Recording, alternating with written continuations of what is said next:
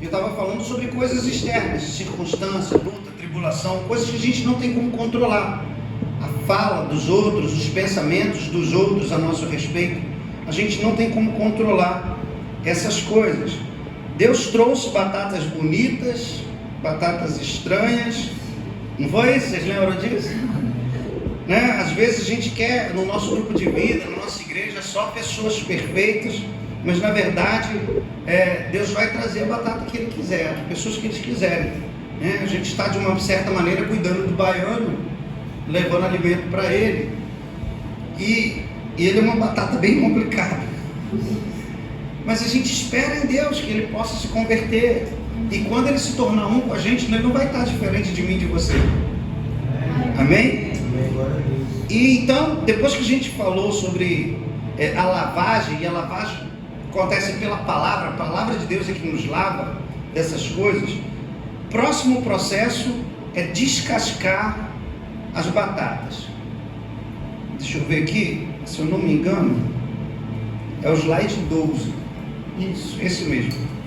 Descascar. E eu coloquei aqui, é a hora de tirar as feridas. Porque na hora de descascar a batata que a gente percebe se tem algum podrezinho, se tem algum machucadinho, e a gente deixa a batata mais perfeitinho possível para a gente poder iniciar o próximo processo, não é assim? Então vou fazer a leitura do texto e depois a gente inicia a reflexão, tá bom? Diz assim, Hebreus capítulo 10, versículo 22. Eita, glória, obrigado, igreja. Estamos juntos. Hebreus 10, no 22, diz assim: aproximemo-nos com o coração sincero, em plena certeza de fé, tendo o coração purificado de má consciência e o corpo lavado com água pura. Percebe que aqui ele vai falar um pouquinho, eu poderia usar esse mesmo texto para falar da lavagem, né? Mas eu deixei esse texto aqui para falar sobre a pureza do coração, porque é onde a gente não vê. O coração é algo que a gente não consegue ver externamente, você não consegue ver o que está no coração da pessoa. Então é algo mais interno, é aquilo que está no interior. Vamos orar? Bom Deus, Tua palavra ela é viva, ela é poderosa, ela é eficaz, ela é uma espada de dois gumes que corta para os dois lados. Ela tem capacidade de separar junta e medula, alma e espírito. Nossa motivação, ó Deus, é que essa igreja possa se tornar um grande purê de batatas, não apenas em unidade, mas também em fé, Senhor. Que nós possamos, ó Deus, experimentar toda a graça do Senhor através de milagres, sinais, prodígios. Temos esse desejo no nosso coração. Então eu te peço, Senhor, que de maneira sobrenatural fala conosco através da sua palavra, que não seja apenas uma reflexão, que não seja apenas mais uma pregação, mas que nós voltarmos para os nossos lares, a gente queira praticar todas as coisas que estamos vendo. Isso, Senhor, eu te peço em nome de Jesus. Amém e amém. Nós estamos falando de purê de batatas e eu acho interessante que descascar é hora de tirar as máscaras. Tirar a casca fala de você mostrar quem você é por dentro. Tirar a casca mostra o que tem dentro de você. Eu costumo fazer algumas brincadeiras sobre transparência, que eu digo que quando você é apertado é que você sabe o que tem dentro de você. Porque a gente vem à tona, vem para fora aquilo que a gente tem dentro da gente, né? O pasta de dente, você só descobre o que tem dentro quando aperta. O crente é a mesma coisa, só descobre o que tem dentro quando aperta. Apertou ele, você xingar um palavrão, fala a boca do que está cheio de coração.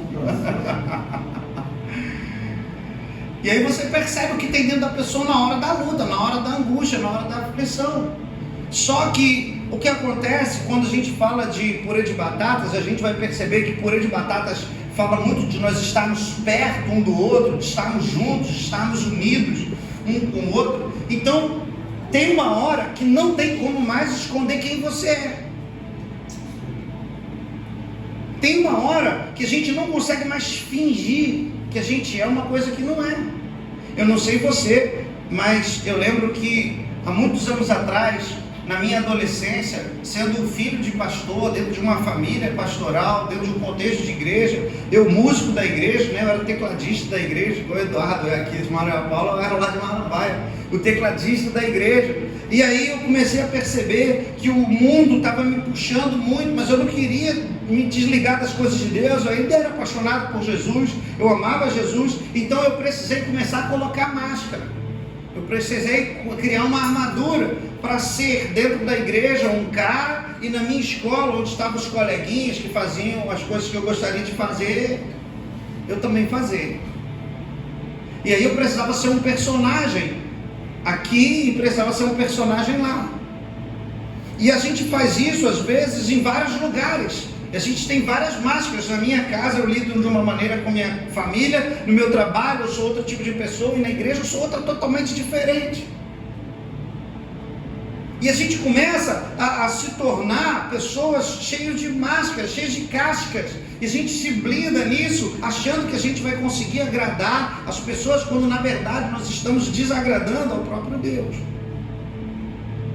Eu acho uma coisa muito interessante, e no domingo a gente estava ali na casa do Robson, aí eu deitei no chão. Aí a irmã Cris ficou toda preocupada: poxa, pastor, tem uma cadeira aqui, não, tem um sofá. Mas na minha casa, eu sento aonde, geralmente? Eu sento na cômoda da minha casa. O Eduardo está engraçado, eu sento na cômoda. Eu sento no chão. Por que você está na casa do Robson, no sofá? Se eu na minha casa eu sou diferente. No dia que a gente estava instalando o ar-condicionado, eu estava deitado exatamente aqui no pé dessa caixa. Lucas aqui deitado no pé do altar e eu deitado ali no chão. O problema é que a gente precisa ser a mesma pessoa, e às vezes Deus está querendo tirar essas cascas para que a gente possa ser uma única pessoa, para que a gente possa ser o mesmo na igreja, o mesmo na academia, o mesmo que eu estou falando que eu estou na academia agora. Agora vai, não é? Falei com Letícia que tem castas de demônio que saem com jejum e oração, mas as que não saírem, né? Vocês já viram o padre Marcelo Rossi como que está? Está um armário, não. Caralho, eu vou para a academia dele aprender a fazer exorcismo.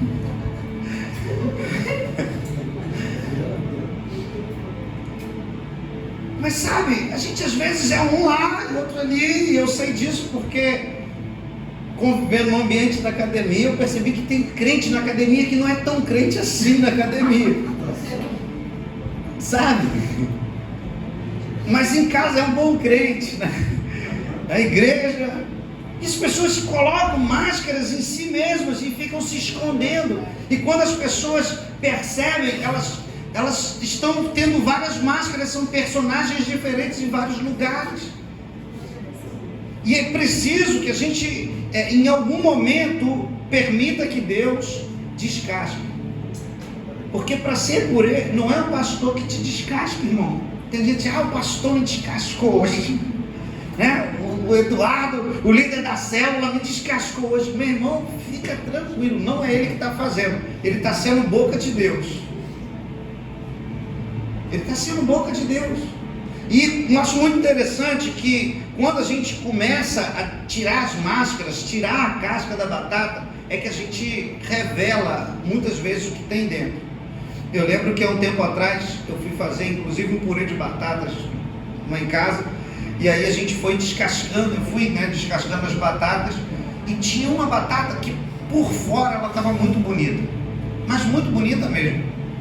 Mas você já viu que tem tipo uma doença que dá na batata, que ela começa a ficar seca por dentro, e ela vai morrendo de dentro para fora. E aí eu descasquei a batata e não percebi, né, que estava assim, Mas quando eu fui dar uma lasca um pouco mais funda, porque tinha uma feridinha, aí eu percebi que a batata estava toda seca por dentro. E aí eu tive de abrir ela todinha, picar ela toda para tentar pegar a melhor parte de fora. E aí tinha quase metade da batata estragada por dentro. Tanto assim da batata que estava estragada. E quantas vezes você olha por fora e parece um bom crente, uma boa pessoa, parece honesto, né? Mas por dentro está tudo seco, por dentro está tudo estranho, está tudo esquisito.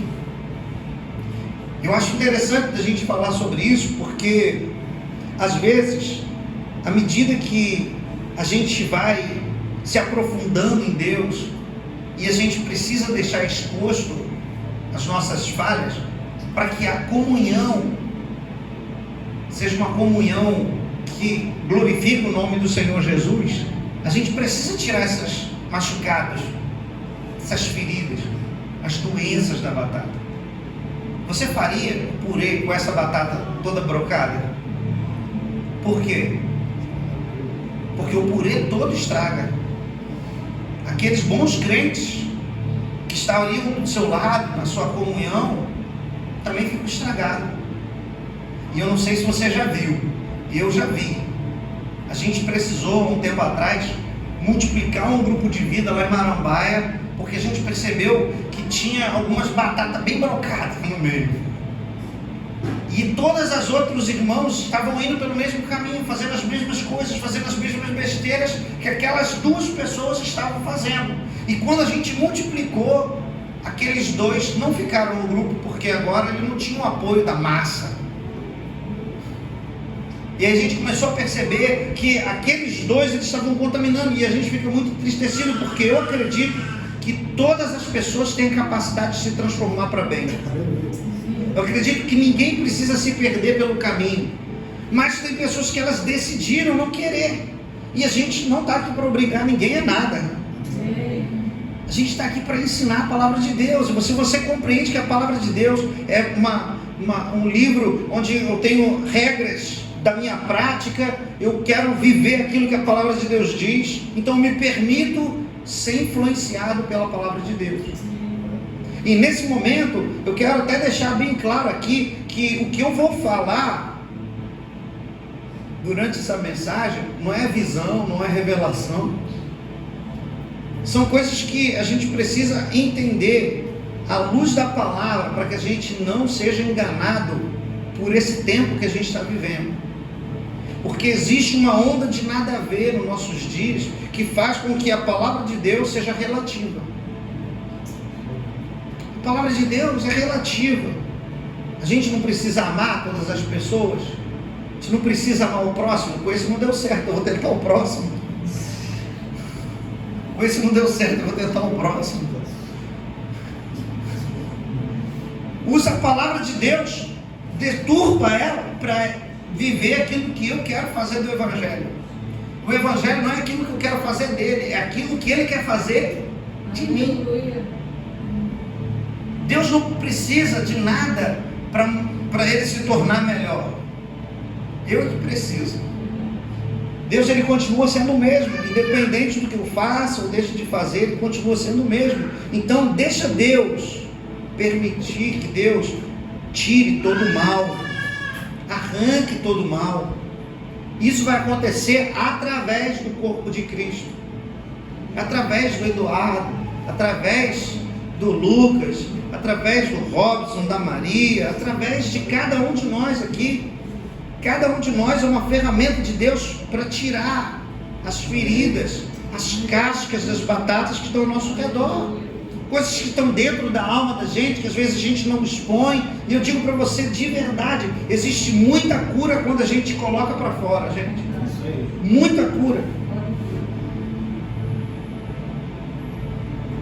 Eu só consegui me ver livre de alguns pecados depois que eu abri meu coração e coloquei aquelas mazelas todas para fora, né? Tinha um pecado de pornografia que era praticamente de estimação, porque eu não conseguia me livrar dele, de jeito nenhum, não conseguia me livrar. E eu lutava e com todas as minhas forças eu não conseguia. Mas o dia que eu cheguei para o meu discipulador, eu falei para ele, abri meu coração, contei tudo. Eu faço isso. Eu fico com vergonha, não leio a Bíblia, não oro, fico com vergonha e não quero estar. E aí E aí ele foi e falou assim, olha, faz assim, assim, assado. Você não tem, porque na época, né, na minha adolescência não tinha a tecnologia que tem hoje. E aí eu só usava a minha ferramenta de trabalho, que era o computador. E aí ele disse assim, olha, toda vez que você ligar o computador, antes de ligar, a hora, que aí você vai constranger a sua alma, trazendo o Espírito de Deus para trabalhar junto com você. Convida o Espírito Santo para trabalhar junto com você. Quando você for ligar sua ferramenta de trabalho, você dá glórias a Deus, glorifica, traz Ele para o seu ambiente. E olha como faz diferença você ter um discipulador que te orienta, que fala da verdade da palavra, te dá instruções. E a gente percebe que à medida que o tempo foi passando, a gente venceu esse problema, depois foi vencendo outro. Porque enquanto na lavagem a gente fala de coisas que são externas, no descascar a gente fala de coisas que são internas. Então eu separei aqui 5 características de coisas que estão dentro da gente, que a gente tem a capacidade de controlar. Então a primeira coisa que está dentro de mim e de você, que nós conseguimos pedir a Deus para moldar e mudar, é o fruto do Espírito Santo, irmão. Para quem não sabe, está lá em Gálatas 5, né? Gálatas 5, 19, você vai ver ali o fruto do Espírito Santo e a obra da carne. E aí você vai ver que o fruto do Espírito é o quê? Amor, alegria, paz, longanimidade, benignidade, fidelidade, mansidão, domínio próprio. E contra essas coisas não há lei. Eu acho interessante que ele deixa por último o domínio próprio.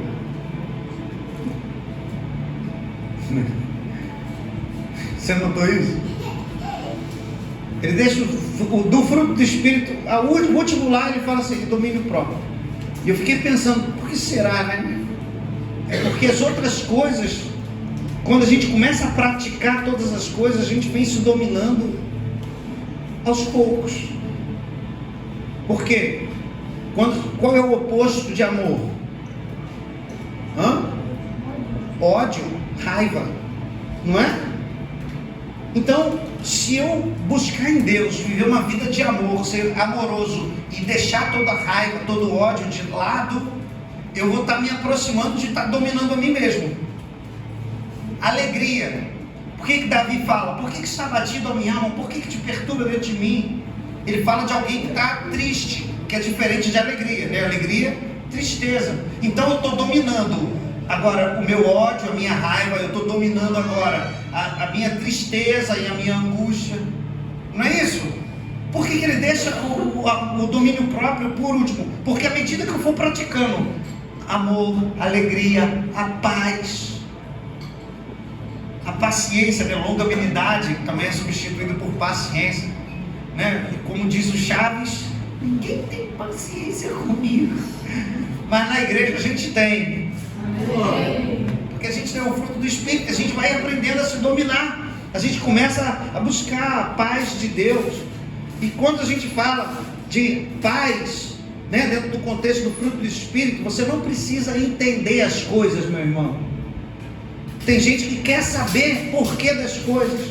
Por que isso está acontecendo comigo? Por que está acontecendo com a minha saúde? Por que está acontecendo na minha família? Por que isso está acontecendo na minha conta bancária?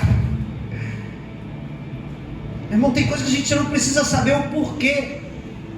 A paz de Deus, ela excede todo entendimento.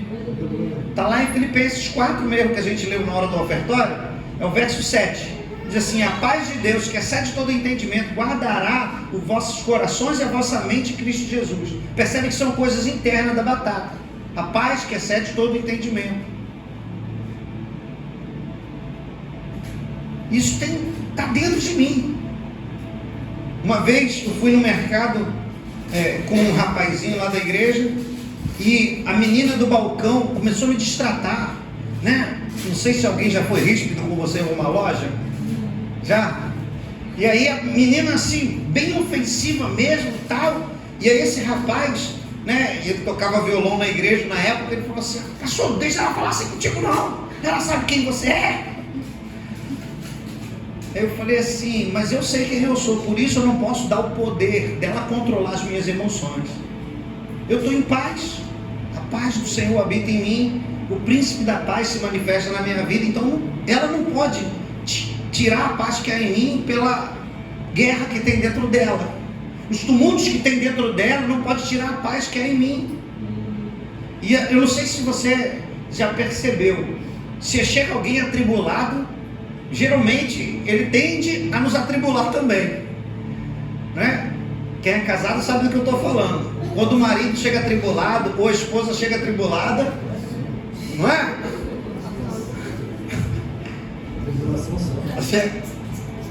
E aí parece que a gente ganha força, porque você está atribulado, eu também estou, porque eu fiz isso, eu fiz aquilo outro. Você não sabe, pode vir quente. Como é que é o ditado?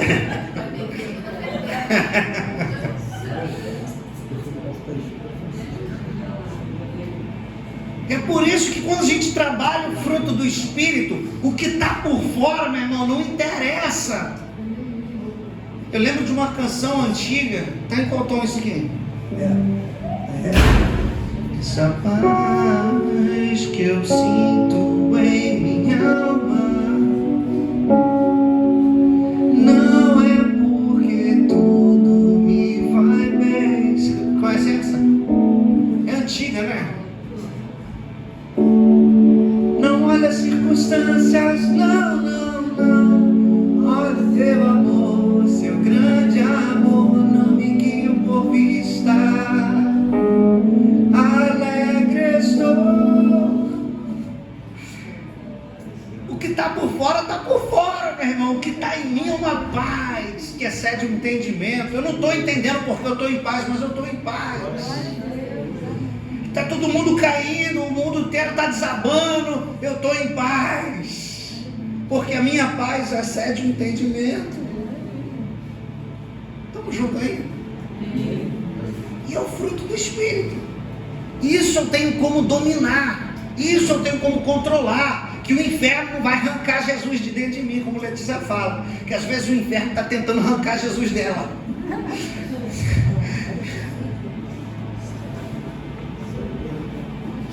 Você conhece gente, já passou por isso? De gente que parece que está tentando arrancar Jesus dentro de você? Olha assim, o sangue de Jesus tem poder, parece que está tentando arrancar Jesus da gente. Então não vai arrancar, sabe por quê? Porque o fruto do Espírito tem a ver com aquilo que eu tenho a capacidade de pedir mais de Deus. E eu acho uma coisa interessante, e eu não vou pregar sobre o fruto do Espírito, eu vou pregar sobre purê de batata, amém? Então, só para a gente trazer aqui uma questão. Fruto significa resultado, correto? Fruto é resultado. O resultado de uma planta com a terra e a água é um fruto, o resultado dela, amém? Quando o marido e a esposa se unem, o resultado, o fruto é um bebezinho. Marido e esposa, só para lembrar. Não é? Marido e esposa. Porque se eles não forem casados, não é para ter intimidade. Se é mulher com mulher, não tem filho. Se é homem com homem, também não tem filho. Marido e esposa tem um fruto. Se eu me relaciono como noiva de Cristo, me relaciono com Ele, o resultado da minha intimidade, do meu casamento com Ele é o fruto do Espírito. Eu não precisei me esforçar para ter o filho com Letícia. A árvore não precisa se esforçar para dar uma manga. E quanta manga dá essa aqui? Meu Deus! Quanto mais cata, mais tem. E para limpar é terrível. Não é? Que a gente seja que nem essa mangueira e dê muito fruto do Espírito. Só que não pode dar fruto brocado não, que essas aí tem uns e outros aí que dá uns frutos meio brocados aí. Amém ou não amém? E outra coisa que a gente pode agir, controlar, são as atitudes e as minhas reações. As minhas atitudes e as minhas reações eu tenho como controlar. Eu lembro de uma vez que eu estava conversando com alguém e ela falou assim: pastor, eu sou uma pessoa boa, sou tranquilo, só não pisar no meu carro. Porque bateu, levou. Só que essa reação fala a respeito de você não se controlar. Porque eu tenho a capacidade de não fazê-lo.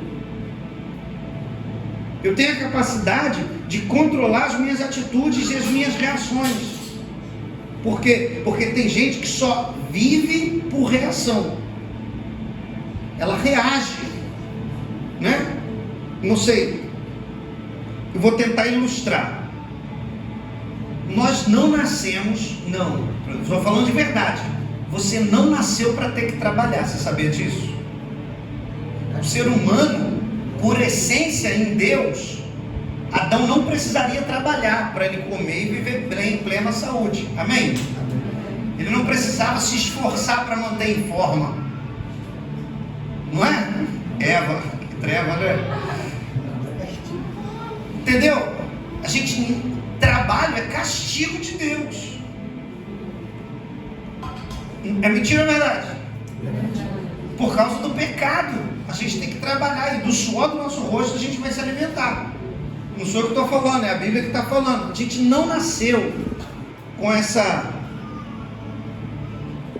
missão de trabalho. Nosso trabalho era muito mais simples.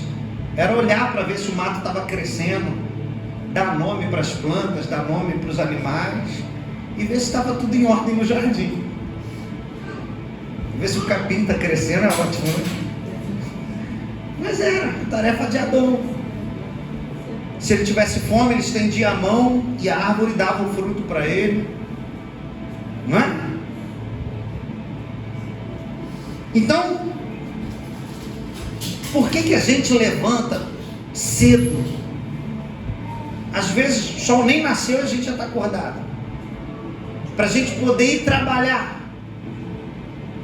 Porque a gente reage a uma conta que tem que pagar. É uma reação. A gente não faz porque quer. A gente só quer o boleto. A gente quer o produto, o boleto não. Aí a gente reage porque eu tenho aquele boleto para pegar, eu tenho que trabalhar, eu tenho que fazer isso como reação. Só que muitas pessoas não entendem que a gente pratica isso praticamente na vida inteira. A gente faz disso uma filosofia de vida. Eu tenho uma necessidade, eu vou reagir a ela. Eu tenho uma necessidade, eu vou reagir a ela. Eu tenho um desejo, eu vou realizar o meu desejo. E a gente, ao invés de controlar as nossas ações e tomar decisões por disciplina, a gente toma por impulso. E aquilo que poderia ser uma bênção na sua vida se torna uma maldição. E eu estou falando da vida inteira, não estou falando só de um namoradinho que, por causa do seu desejo, ele consome a sua intimidade com a sua namorada e perde as belezas do casamento. Eu não estou falando só disso, eu estou falando da pizza, que a gente poderia ter evitado. Está entendendo o que eu estou falando? Disciplina para a vida. Para a vida, em todas as coisas. Quanto de água você bebe? E eu estou falando de disciplina. Porque beber água nem é tão ruim assim. A não ser que você seja obrigado a tomar 2 litros por dia. E aí você se disciplina para tomar toda essa água. De noite não dá? Agora, posso apertar o calo? Tem crente que só ora quando está passando na prova. Está passando na luta, aí vai para a oração, vai para o jejum, vai para a leitura bíblica. Está passando na prova, aí ele se esmera. Meu irmão, faça disso uma prática diária, pela disciplina. Você não vai esperar ver uma doença para você. Você está entendendo o que eu estou falando? É melhor você prevenir do que ter que remediar depois. Você se colocar em situações de desproteção, não sei se seria essa palavra, um lugar onde eu estou em risco. Porque quando a gente não ora, a gente está andando num ambiente de risco, irmão.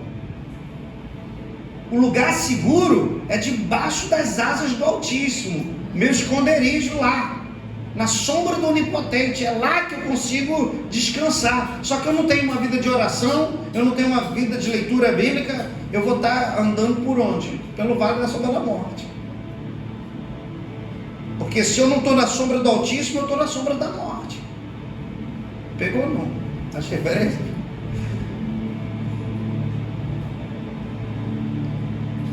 Eu acho interessante de Davi, que quando ele fala sobre o vale da sombra da morte, ele diz assim: eu não vou ter medo, porque tu estás comigo. Embora tenha a sombra da morte, estou aqui debaixo das asas do Altíssimo. Entendeu? Então eu não posso reagir de qualquer maneira. A minha atitude é diferente da minha reação. Se a pessoa toma uma atitude comigo e eu reagir, a pessoa foi grosseira comigo e eu reagi como grosseria com ela, pagar na mesma moeda. Jesus, uma vez falando, com os fariseus e com seus discípulos, numa discussão um pouco mais acalorada, Jesus disse assim: se vocês ficarem levando olho por olho e dente por dente, todo mundo vai ficar banguela e cego. Salva ninguém. Se a gente parar para observar, a gente precisa começar a ter atitudes ao invés de reações. Tomar atitudes ao invés de ser reativo. Foi? Outra coisa, eu tenho como controlar os meus esforços em um relacionamento. A impressão que me dá, e eu não quero fazer disso julgamento, é que muitas pessoas, por não acreditarem no outro, elas deixam de se esforçar pelo outro. Não acontece isso, tá? É só um exemplo. Eu não vou ajudar a Letícia porque eu não acredito nela. Ela diz para mim assim: olha, você vai para a igreja, fica fazendo as coisas. Não acontece, tá? Só estou ilustrando. Você não pensa que... Você vai para a igreja, fica fazendo as coisas lá, e ela fica em casa fazendo nada.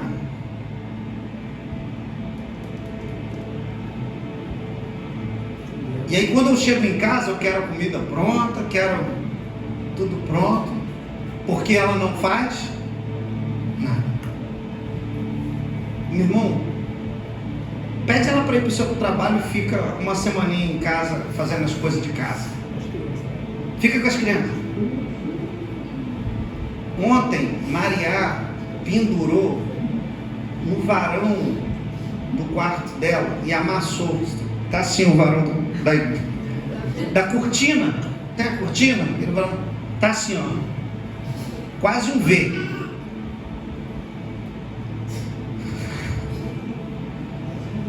Letícia falou assim para mim: amor, vamos jogar fora, que essa daí eu não quero mais não. Você não tem noção, ela estava terrível ontem, bagunçando.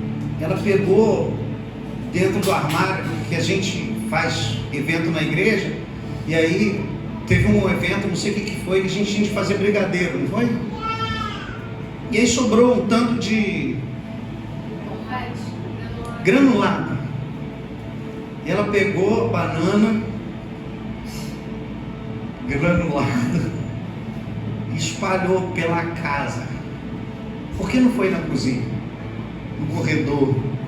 Pela sala? Não foi? Não, ela que limpou, mas quando o pai e a mãe olham aquilo, arrancando Jesus de dentro da gente, arrancando Jesus de dentro da gente. Só que você pensa assim: ah, não, essa é a tarefa do outro. Se eu não me esforçar para colaborar na tarefa do meu marido, da minha esposa, meu irmão, não tem sucesso a família dividida. Não tem sucesso. Porque se eu não colaborar com Letícia e ajudar nas tarefas dela, eu perco uma aliada no meu ministério. Porque aí ela fica fazendo umas tarefas e eu fico fazendo outras quando eu dependo dela para fazer o meu ministério. Não existe ministério do Nelson sozinho sem Letícia. Da mesma forma, não existe ela morando numa casa sozinha sem o Nelson. E quando eu falo desse tipo de coisa, eu estou falando de você nutrir relacionamento. Porque ela uma vez chegou para mim e disse assim: amor, é tão sensual quando você está lavando louça. Meu irmão, a partir de lá para agora, eu sempre estou lavando louça, ainda chamo ela: amor, olha isso. Não é verdade, Letícia? Eu não faço? Ainda chamo: olha isso. Porque eu estou semeando, varão. Você que não sabe, é investimento. É um investimento. E não tem nada que eu não faça na minha casa que eu também não faça na casa dos meus irmãos, né? A gente foi almoçar lá, volto na casa da Cris de novo. A gente foi almoçar lá, e antes, na hora de fazer a refeição, eu falei: Cris fez um macarrão, e eu descasquei a cenoura, e a gente fez lá uma macarronese. Por que eu estava fazendo na casa da Cris? Porque na minha casa eu também faço. Diga-se de passagem, uma cenourinha muito pouco, né? Eu descasquei, foi 10 essa semana lá em casa. Esse negócio de dieta é maligno. Só cenoura, laranja. Se vocês verem o laranja, se eu ficar vermelho é a beterraba, que eu também descasquei umas 7 beterrabas lá.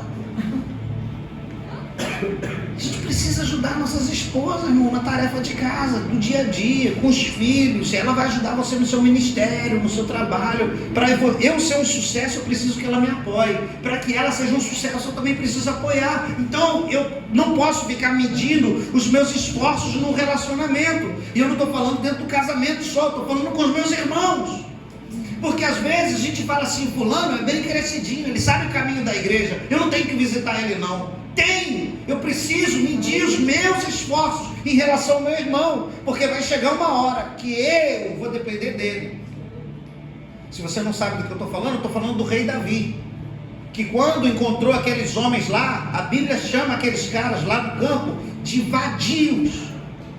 Essa é a palavra usada na Bíblia para dizer qual tipo de homem que era aquele tipo de gente que estava lá no meio do mato.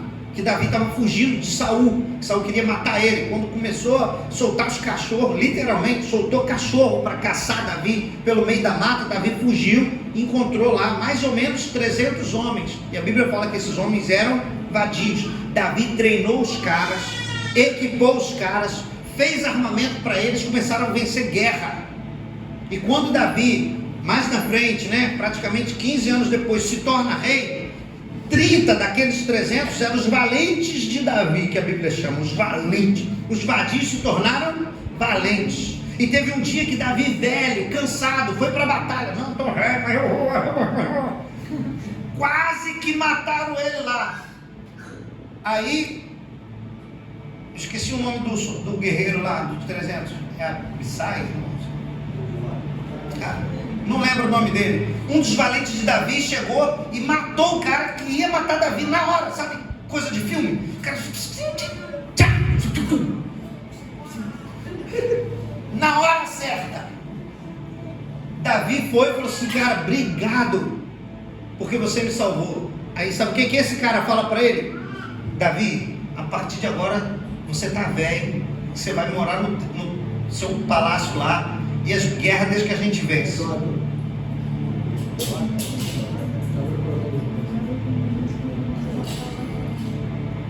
Não sei se foi Benai, eu acho que um dos valentes de Davi, esqueci.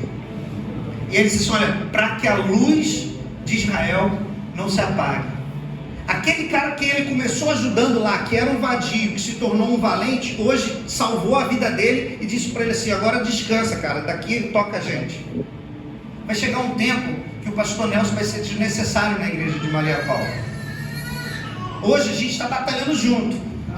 E a gente está treinando, a gente está se equipando, está se fortalecendo e tal. E eu não estou medindo esforços nesse relacionamento. Diga-se de passagem, é dispendioso, é longe, né? Mas a gente, à medida que pode, a gente consegue estar próximo, estar junto e tal. Estou visitando, estou indo e tal. Eu acho que daqui só falta o Rafael, a Priscila e o Marcão. De todas as casas eu já fui visitar, glória a Deus. Oi? E a de Evelyn, que também falta. Mas de todos os outros já fui visitar. Na casa. É fácil? Não, para mim não. Mas o que a gente faz? A gente se esforça, se envolve. É Abissai, tá vendo? Porém, Abissai, filho de Zeruia, socorreu a Davi, atacou o filisteu e o matou. Então os homens de Davi lhe juraram, dizendo: nunca mais o Senhor sairá conosco para a batalha, para que a lâmpada de Israel não se apague. Então foi Abissai mesmo. Eu tinha falado, mas não tinha certeza. Mas você está entendendo o que eu estou falando? Não vamos medir esforços. Faça o que você pode fazer. Dê o seu melhor. Não fique se medindo pelo que o outro faz, o resultado que ele dá. Eu não vou ajudar fulano porque fulano ele não quer nada. Olha só, eu dou o meu melhor e ele não quer nada. Meu irmão, não quer nada agora, porque você encontrou ele como um vadio, mas ele vai se tornar um valente do seu lado depois. Um momento ele vai te ajudar, te socorrer, te salvar e tudo. Não meça seus esforços. Outra coisa que você pode controlar é o seu crescimento pessoal.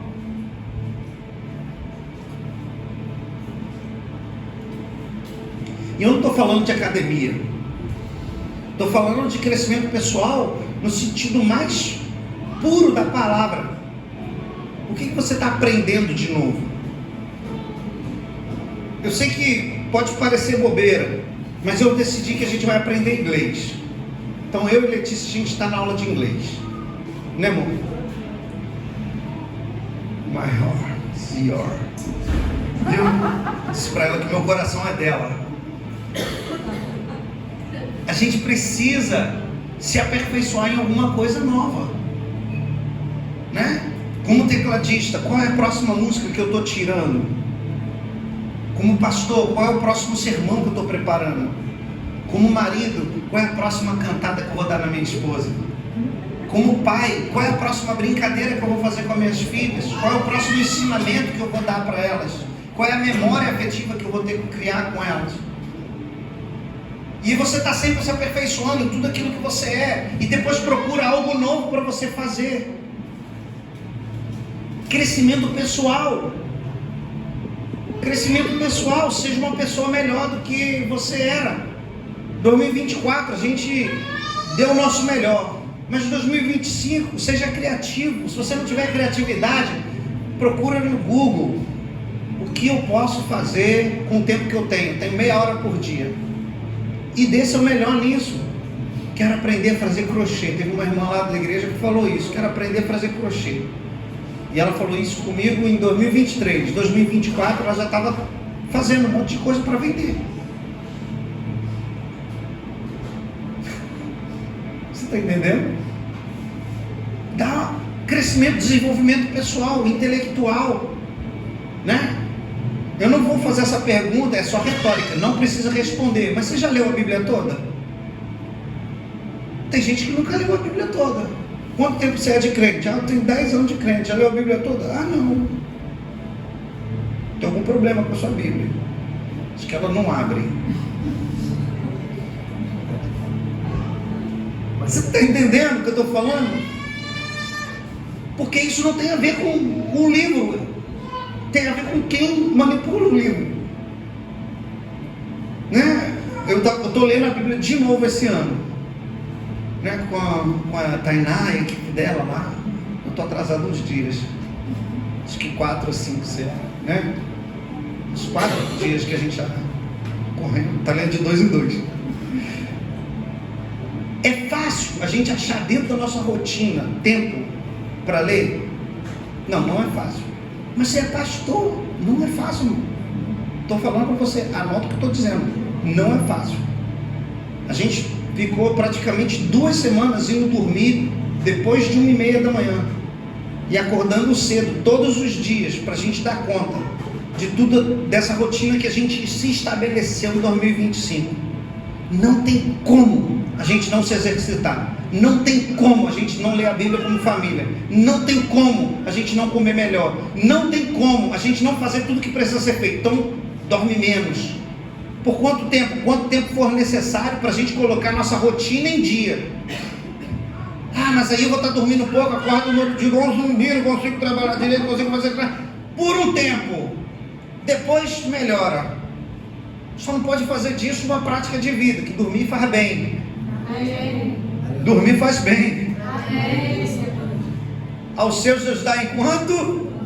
Aleluia. Você tem noção de que ontem, para a gente conseguir dormir 11 horas da noite, a gente não caminhou? A gente faz 1 hora de caminhada todo dia. A gente sai meia-noite, né, irmão?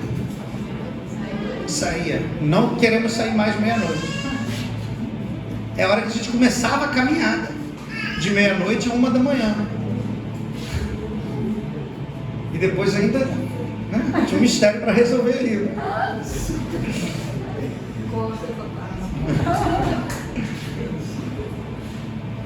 Porque tudo é importante, não é?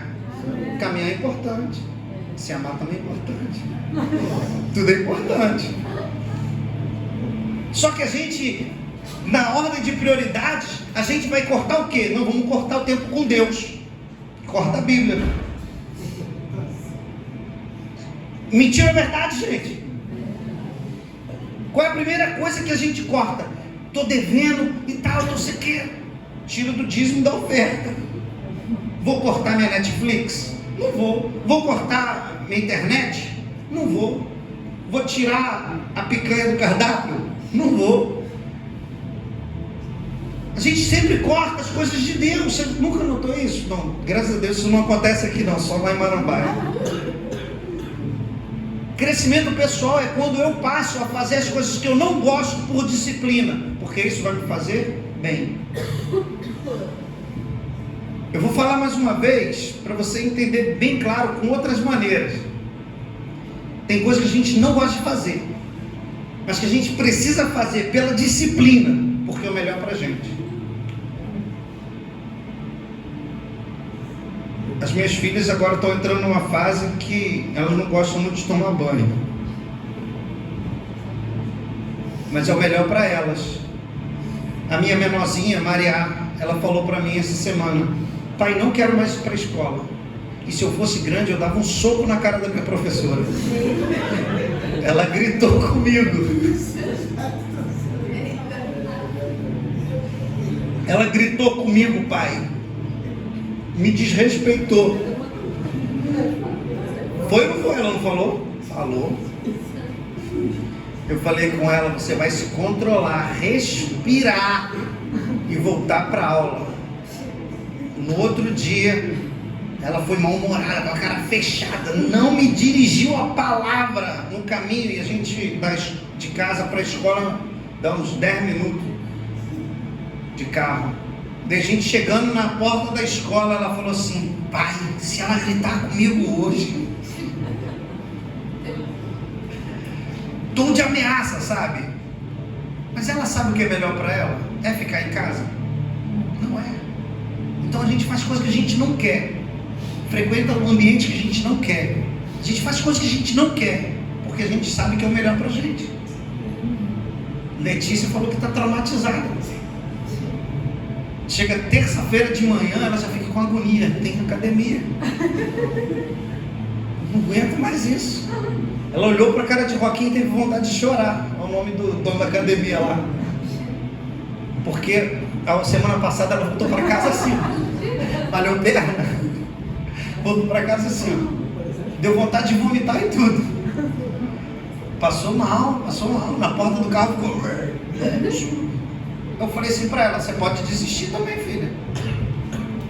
É uma escolha sua. Desistir é uma semeadura que você está tendo. Só que uma colheita vem.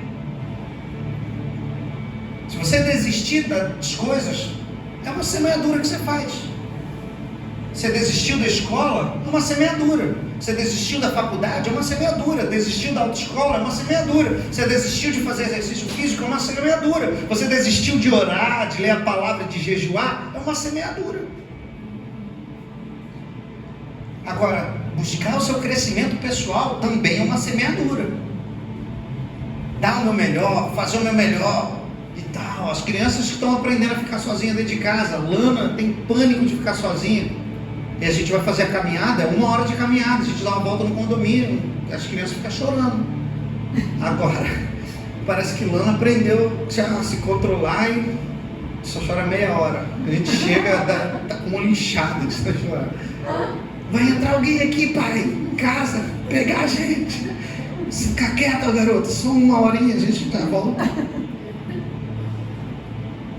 Só que a gente precisa também entender que eu tenho como controlar os meus limites pessoais.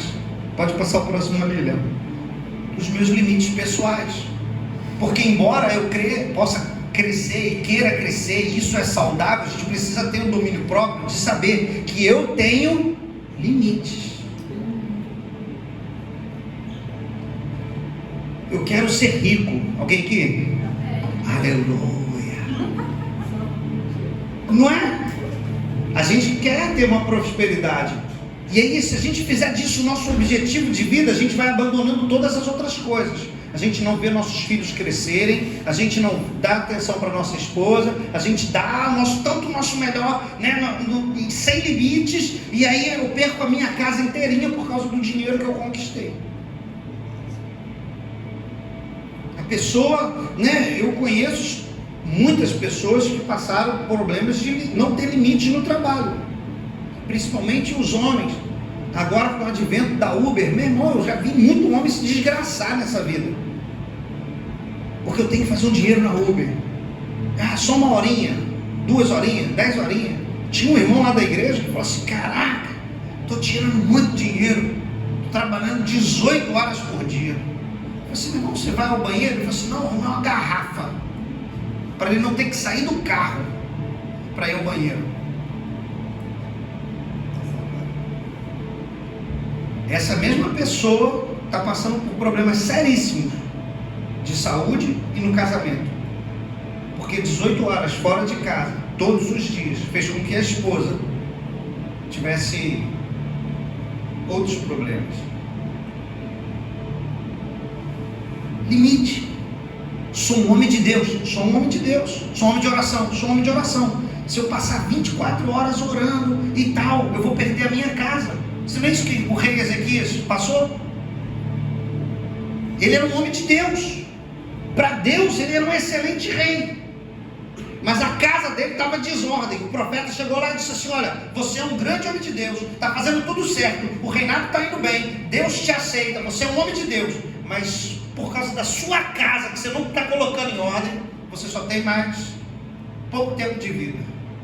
Coloca a sua casa em ordem, que você logo vai morrer. Aí ele foi e chorou, falou: Deus, se eu tenho crédito aí, porque eu sou um bom rei, sou um bom servo teu, me dá mais um tempo de vida para eu colocar minha casa em ordem. Tá bom, tem mais 15 anos.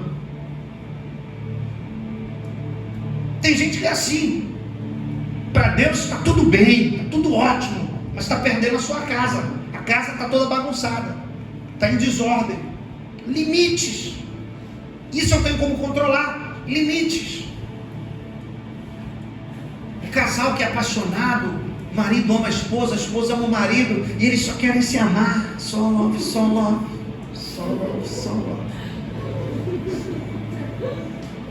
Meu irmão, e tinha um casalzinho lá que eu atendi gabinete essa semana. Estão namorando, querem se casar. Eu falei, você está trabalhando? Por quê? Querer se casar sem dinheiro, o amor é bom, mas não enche barriga. Amor não paga boleto, não paga conta de luz. Você está entendendo o que eu estou falando? Mas eu sou apaixonado por ela, pastor, é tudo para mim, ele é tudo para mim. Amém, glória a Deus que seja. Mas limites. Por quê? Porque eu preciso saber que não dá para ficar amando e não trabalhar. Está entendendo o que eu estou falando? Limites. Limites. A gente se colocar limites, né? E quando a gente fala de se colocar limites, eu estou falando de autodisciplina, de você treinar o máximo, dar o melhor de si e se esforçar ao máximo. Quando você perceber, esse aqui é o meu limite, não ultrapassa ele, porque toda vez que você ultrapassa seus limites, sempre acontece algo ruim. Se você quiser dar um passo maior do que a sua perna, você vai cair. Não tem como, tem um limite, tem um espaço certo que você dá para caminhar. Até aqui eu consigo, até ali eu não consigo mais. E é exatamente disso que se trata, nós encararmos as nossas dores, nossos traumas, a nossa alma, as coisas que tem dentro, porque a gente não se coloca limite, porque a gente não quer crescimento pessoal, a gente estacionou, está na preguiça. O provérbio vai dizer, vai ter com a formiga ou o preguiçoso. Dormir é bom. A gente precisa trabalhar, a gente precisa fazer alguma coisa, a gente precisa se esforçar. A gente precisa também entender que eu tenho que dar o meu melhor nos meus relacionamentos. E quando eu falo disso daqui, eu estou falando de corpo de Cristo também, tá? Com o corpo de Cristo. Eu estou falando que aquilo que eu faço fala mais a meu respeito do que como eu reajo. Porque às vezes você reage de maneira que você não é. Reação tende a trazer à tona alguém que você não é. Quando você toma atitude, é diferente de você tomar uma reação. A reação geralmente é quem você não é. Está aqui Letícia que sabe que eu sou um cara pacífico, né? Amoroso. Mas ela já me colocou no meu limite de eu ter que gritar. Alguém que já gritou com o marido, com a esposa? Não, né? Graças a Deus isso nunca aconteceu. Como é que é? Tururu, tururu.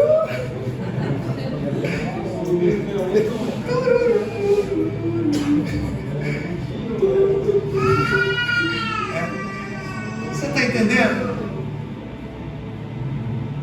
E aí, quando ela me viu gritar pela primeira vez, que foi 2 vezes, né? 10 anos de casado.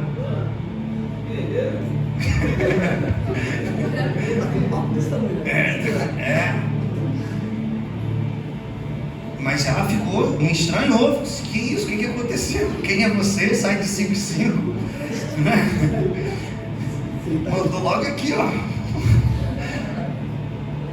Porque quando a gente reage, a gente não demonstra quem a gente é. Mas quando a gente domina nossas atitudes, esse é quem a gente é. Você tem essa capacidade de controlar suas atitudes e buscar o fruto do Espírito Santo. E aí a gente vai perceber que a gente vai sendo curado de todas as mazelas. E as batatas que estavam feridas no seu interior, elas vão sendo curadas. Todas aquelas mazelas, na hora de descascar que a gente tira, não é? Na hora de descascar a batata que a gente começa a tirar e limpar ela todinha. Depois a gente dá uma outra lavada com a palavra. E aí a gente coloca elas na panela. Mas essa mensagem vai vir na próxima semana.